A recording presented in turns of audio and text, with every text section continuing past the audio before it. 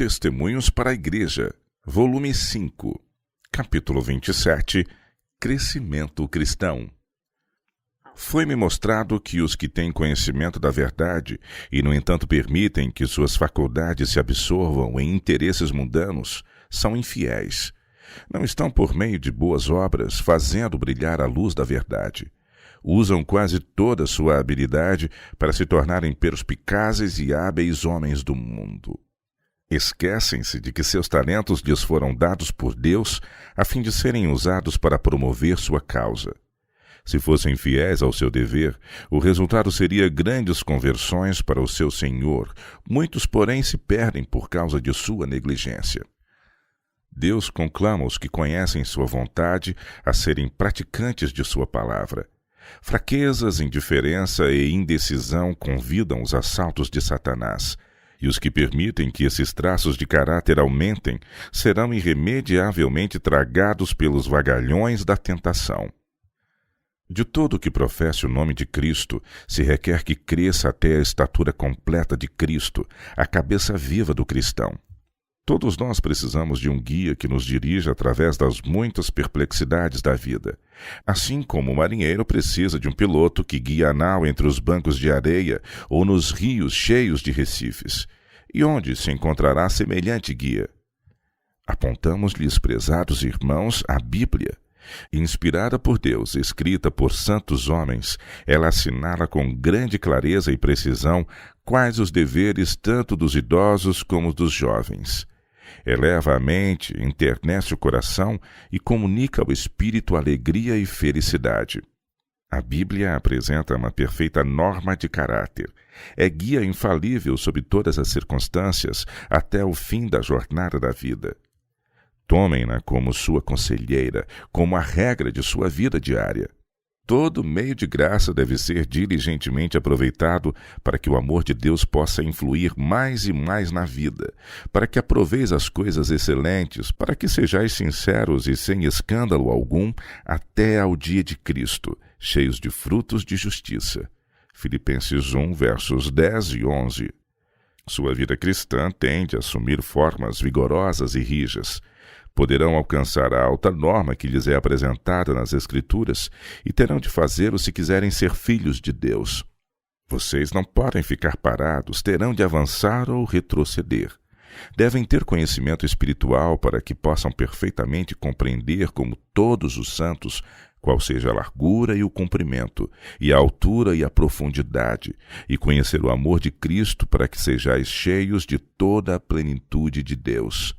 Efésios 3, versos 18 e 19.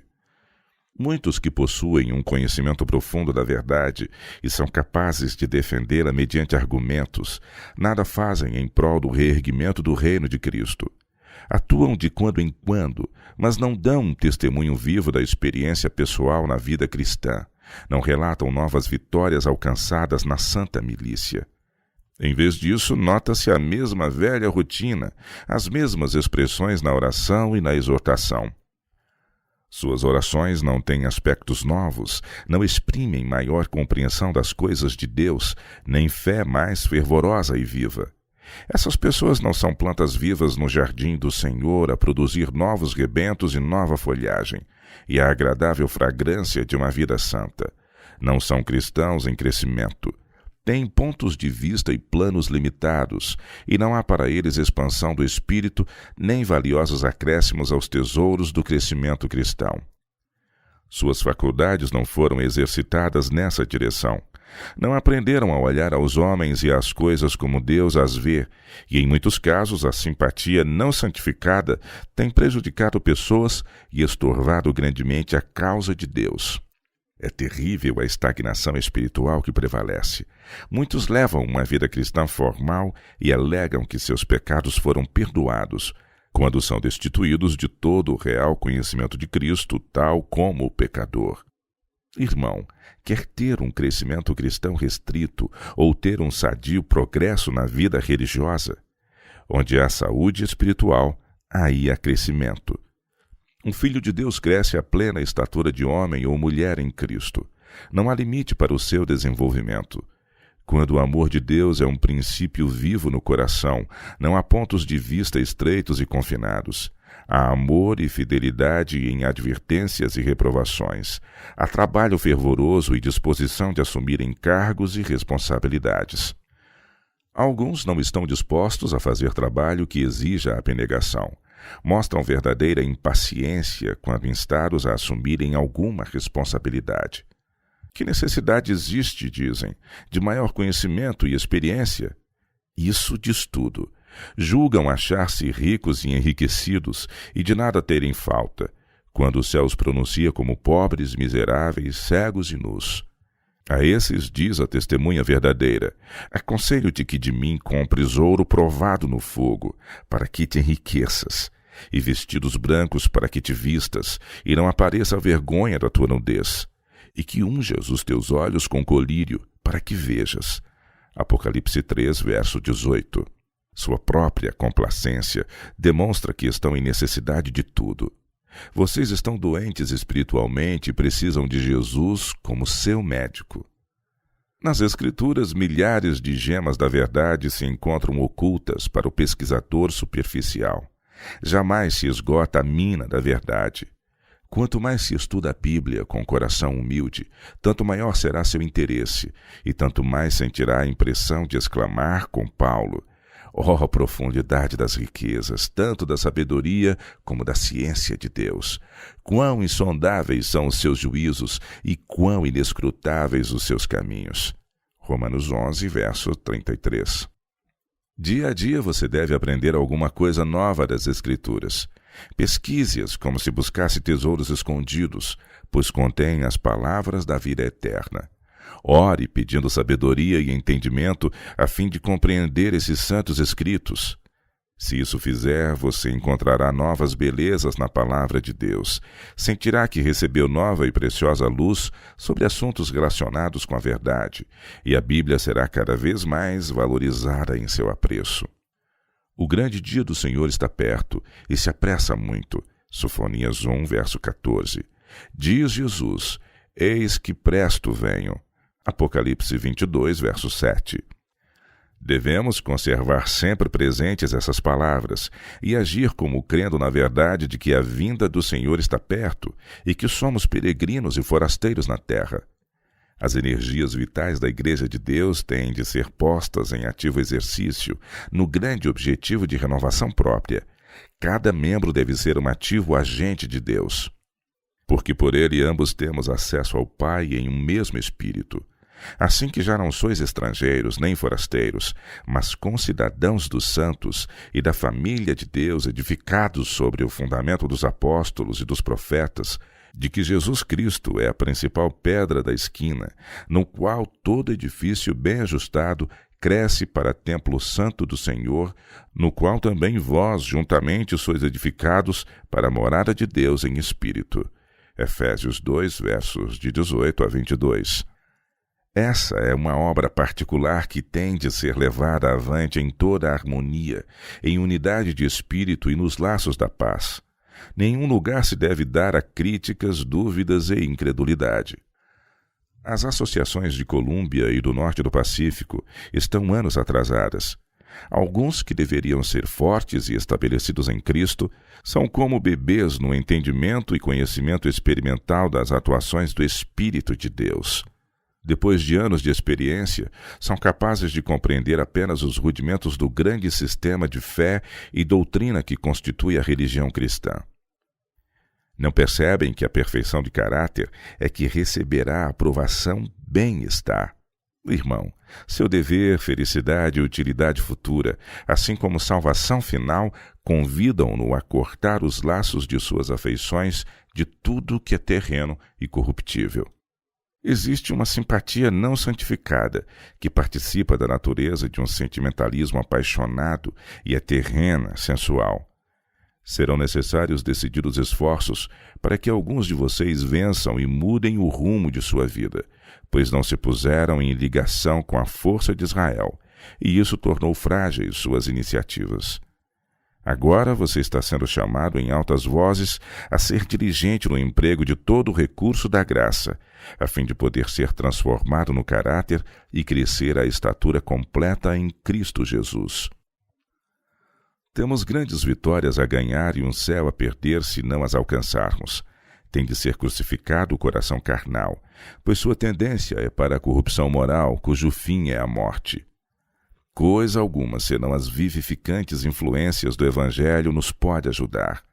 Oremos para que as poderosas energias do Espírito Santo, com todo o seu poder vivificador, restaurador e transformador, possam atuar como uma corrente elétrica sobre o coração atacado de paralisia, fazendo com que cada nervo estremeça com nova vida, restaurando o homem todo de seu estado terreno, sensual e morto, para o de perfeita saúde espiritual. Como resultado, você se tornará participante da natureza divina, tendo escapado da corrupção que pela concupiscência que há no mundo. 2 Pedro, capítulo 1, verso 4, e em sua alma será refletida a imagem daquele por cujas feridas você foi curado. Dízimos e ofertas. O Senhor requer que retornemos a Ele na forma de dízimos e ofertas uma parte dos bens que nos confiou. Ele aceita essas oferendas como um ato de humildade e obediência e grato reconhecimento de nossa parte por todas as bênçãos que desfrutamos. Que ofertemos de boa vontade, dizendo como Davi, porque tudo vem de ti, e da tua mão tu damos. 1 Crônicas 29, verso 14. Reter mais do que é permitido tende à pobreza. Deus será paciente por muito tempo com alguns, ele testará e provará a todos, mas sua maldição certamente seguirá o egoísta e amante do mundo, porém professo seguidor da verdade. Deus conhece o coração, cada pensamento e cada propósito estão abertos diante de seus olhos. Ele diz, aos que me honram honrarei, porém os que me desprezam serão envilecidos. 1 Samuel capítulo 2, verso 30. Ele sabe a quem abençoar e quem é merecedor de sua maldição. Ele não comete erros além do fato de que os anjos mantêm um registro de todas as nossas obras e palavras. Quando o antigo povo de Deus estava prestes a erigir o santuário no deserto, fizeram-se necessários intensos preparativos. Materiais custosos foram angariados e entre eles havia muito ouro e prata.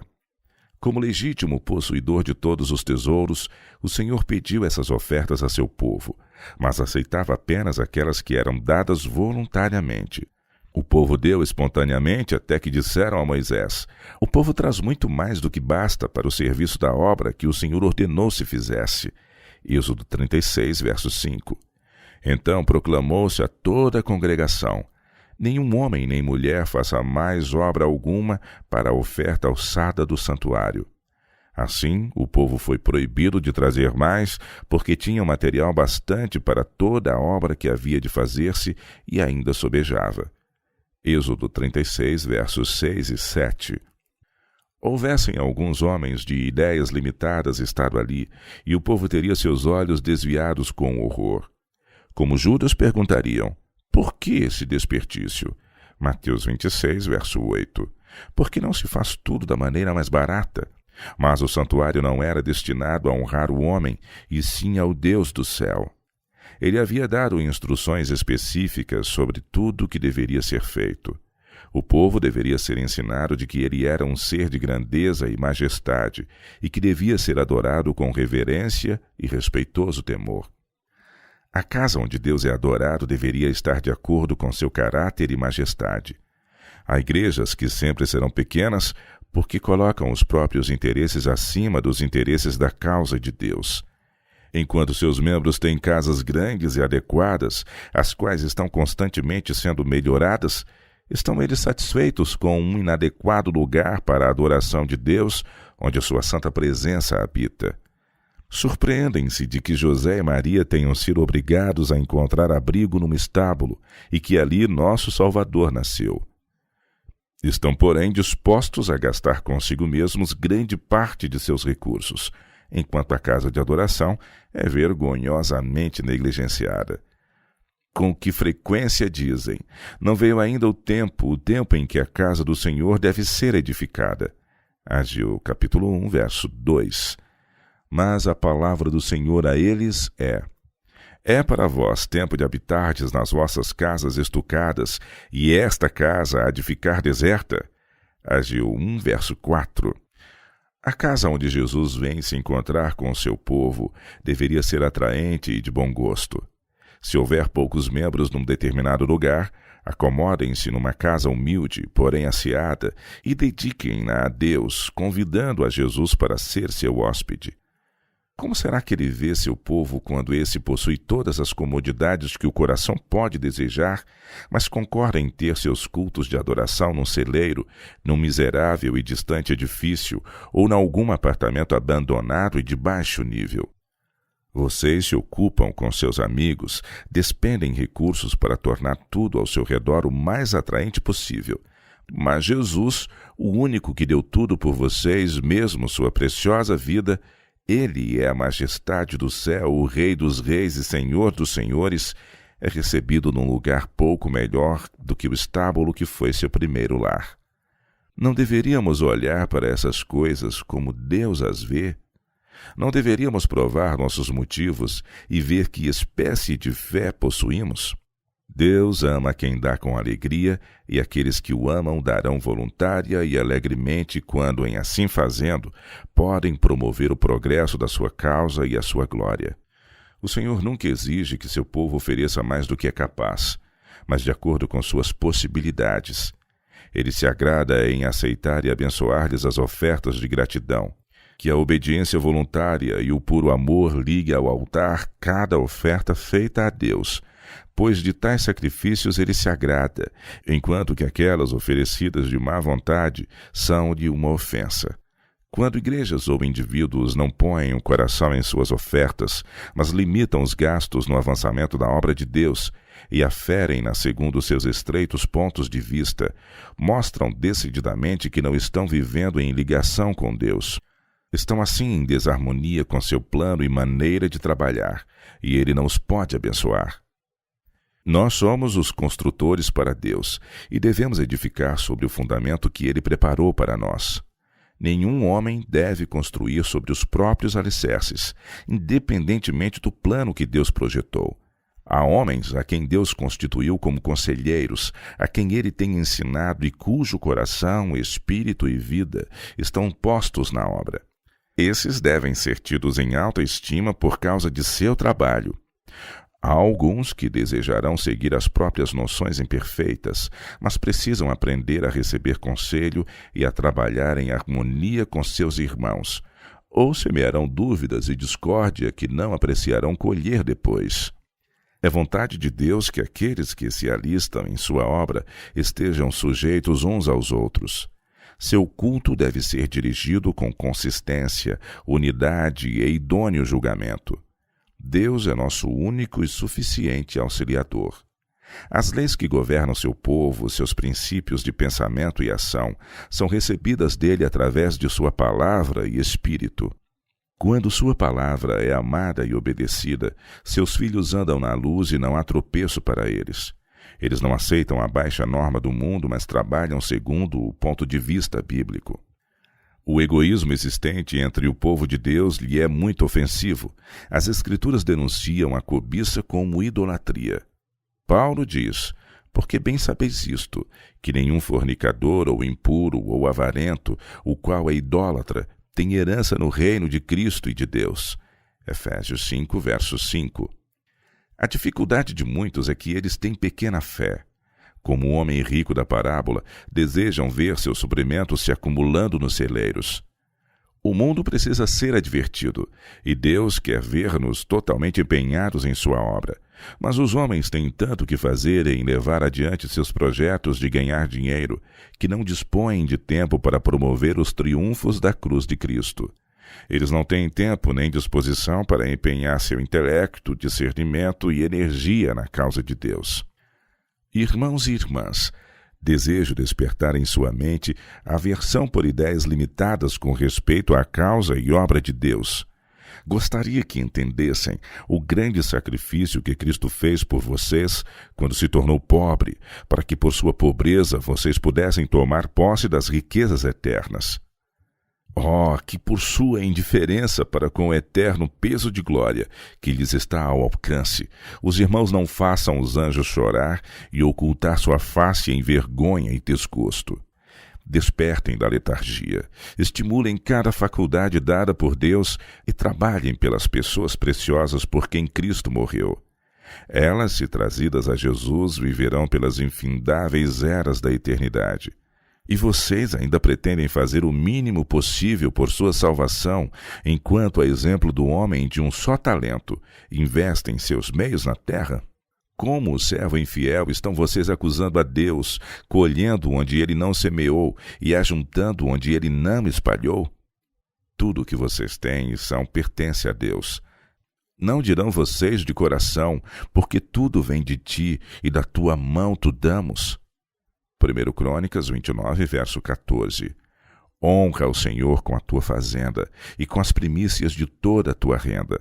Provérbios 3, verso 9. Assim Paulo exorta seus irmãos de Corinto à beneficência cristã.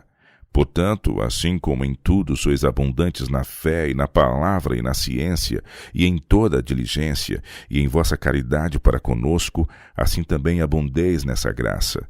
2 Coríntios 8, verso 7. Em sua epístola a Timóteo, ele diz: manda aos ricos deste mundo que não sejam altivos, nem ponham a esperança na incerteza das riquezas, mas em Deus, que abundantemente nos dá todas as coisas para delas gozarmos, que façam bem, enriqueçam em boas obras, repartam de boa mente e sejam comunicáveis, que entesourem para si mesmos um bom fundamento para o futuro, para que possam alcançar a vida eterna. 1 Timóteo 6, versos de 17 a 19. A liberalidade não nos é tão natural para que possamos obter essa virtude por acidente. Ela precisa ser cultivada. Devemos escolher honrar a Deus com nossos recursos e então não permitir que coisa alguma nos tente a furtá-lo nos dízimos e ofertas que lhe são devidos. Devemos ser inteligentes, sistemáticos e contínuos em nossos atos caridosos aos homens e em nossas expressões de gratidão a Deus por seus benefícios a nós concedidos. Esse é um dever tão sagrado que não deve ser deixado ao acaso ou sob o controle de impulsos ou sentimentos. Deveríamos reservar com regularidade alguma coisa para a causa de Deus, para que ele não seja roubado da porção que requer. Quando roubamos a Deus, tiramos de nós mesmos. Desistimos do tesouro celestial por causa de acumular mais tesouros na terra. Essa é uma perda que não podemos dar-nos ao luxo de suportar. Se vivermos de modo tal a podermos receber as bênçãos de Deus, teremos sua mão prosperadora conosco em nossos assuntos temporais. Mas, se ela se tornar contra nós, frustrará todos os nossos planos e espalhará mais rapidamente do que podemos ajuntar. Foi-me mostrado que o estado de coisas nessas duas associações é realmente triste, mas Deus tem muitos preciosos servos ali, sobre os quais exerce zeloso cuidado. Ele não permitirá que sejam enganados e desencaminhados.